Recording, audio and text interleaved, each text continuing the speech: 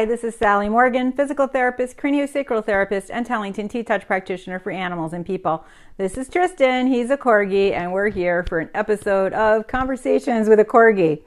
And just when we're kind of getting back in the swing of things, we're leaving for the Cape on Saturday, which is a good thing, but a busy thing right now. And I have a friend who works with horses coming out today, and we're going to do some really fun stuff together, including a Facebook Live this afternoon at 3 o'clock. I think it will be on her page, and it's Leslie Desmond. She can't take any new friends, but you can watch it live. And I think her professional page is her personal page, so that's why there's a limit on friends. Anyway, so hi, Danny. I wanted to talk today about something I was thinking about with my experience with Linda Tellington with horses about 2 weeks ago. We had several horses in the class with varying levels of lameness and soreness, as usual, because nearly every horse has lameness and soreness problems because of the foot trimming, the teeth fixing, the saddle fitting, the way the person rides, the bridle, the footing in the arena, the horse's pasture. There's just so many things in a horse's life that can make them sore. And yet, with the same saddle and bridle and everything, Linda Tellington got on some of these horses, and she's 82, and they just looked beautiful when she was on them. And I used to have this experience myself when I was looking for horses to buy. The people would beg me to buy them because the horse never looked so good as it did when I was trying it. And obviously I only bought one of the many I looked at, and he had hardly been ridden. But this reminded me of what it is that makes Linda special, and the people that are like Linda. It isn't just Linda.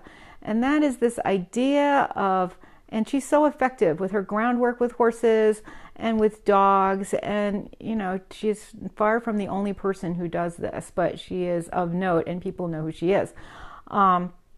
What it is that she does that's so miraculous is that she has respect for every animal, no matter how sad and pathetic it looks, or no matter how sore it is, or no matter how beautiful it is, or no matter how much it costs. Every single animal, dog, cat, horse, rabbit, bunny that she meets, she has respect for. And what does that do to change your dynamic with that animal? You come to that animal as an equal, not as a person who's in charge of that animal, not as a leader, not as a herd boss, not as a dominator, not as some of the dog training terms, the pack leader, whatever. You come to that animal as an absolute equal when you have respect for them.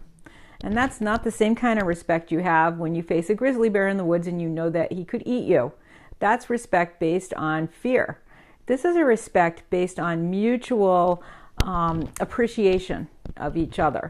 And I think that inherently changes the dynamic with every animal you're with, even the bugs and the bumblebees and the birds in your yard. If you have respect for that animal as a fully sentient being, as a life that is as valuable as yours and as wonderful as yours in every way, it's going to change implicitly and profoundly your relationship with that life.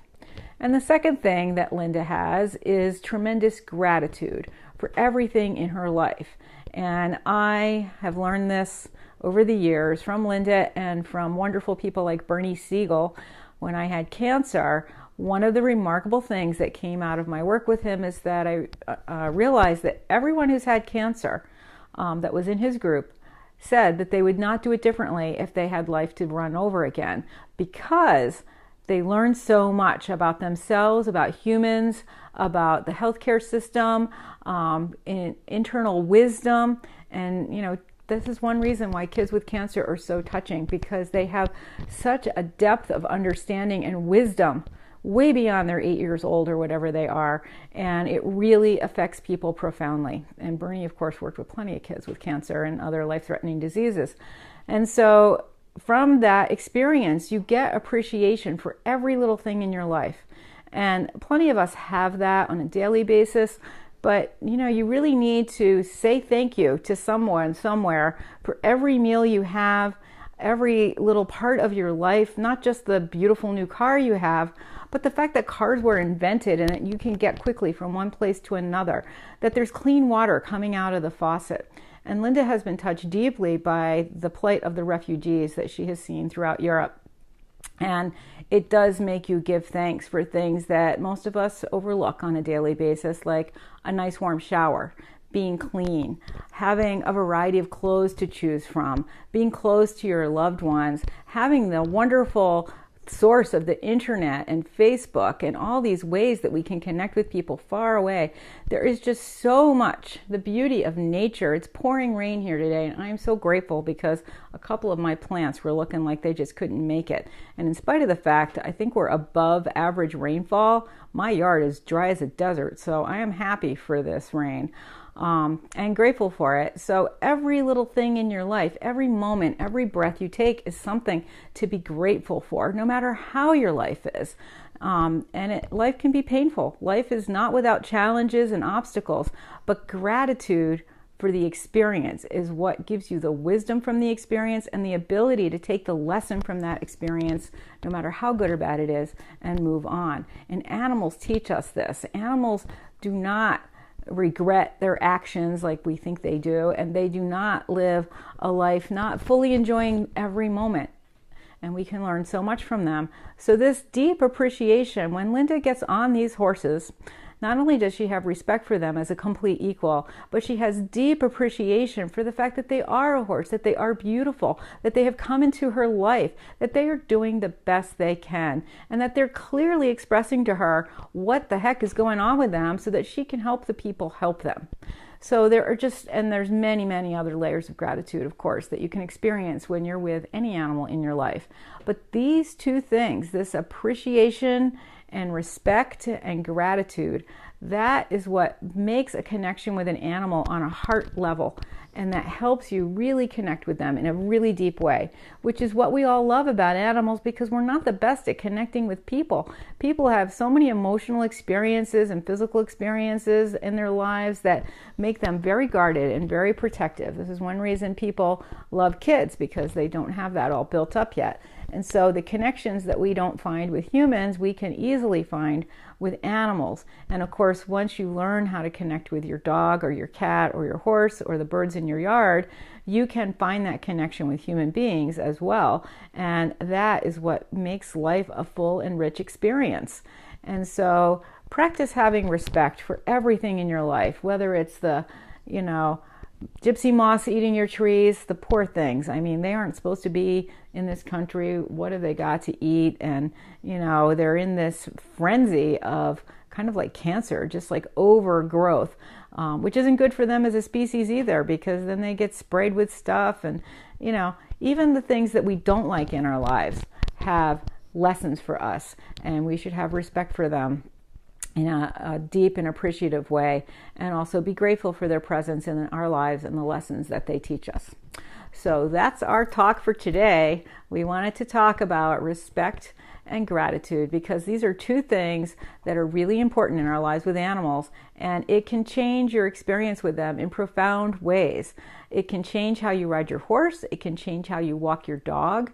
It can change everything in your life if you can find respect for all living things as equals and gratitude for their presence in your lives.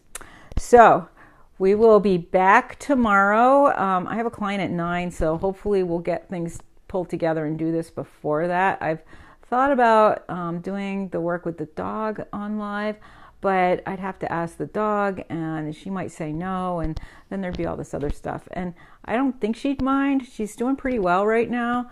And I don't know that watching me work on an animal is that interesting, but certainly at some point we can do that. So, and check out Leslie Desmond later today around 3 o'clock, because we're going to be working with a horse, and I don't know exactly who's doing what with what, but it might be an interesting thing to watch anyway. And we will be back tomorrow. So thanks for joining us today for this episode of Conversations with a Corgi. We're all caught up with loading them onto YouTube if you're a person that watches them there, or you have a friend that you want to watch there.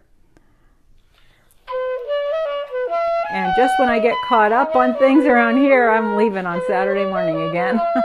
But that's for a nice trip to the beach, right, Biscuit? It's going to be 90 degrees, sunny, and we're at the beach. How good can it get, right? Talk about gratitude. And Tristan, he is wearing his new purple flower, which we got from Anne-Marie at the Philly Corgi picnic. It's a little dark in here, so you can't really see it, but he's looking cute. See, Carol likes your flower. Anne-Marie makes great flowers, and this one just happened to be a good color because we didn't have one of these yet in purple. So thanks for joining us today, and we'll see you tomorrow morning. Everybody have a great day.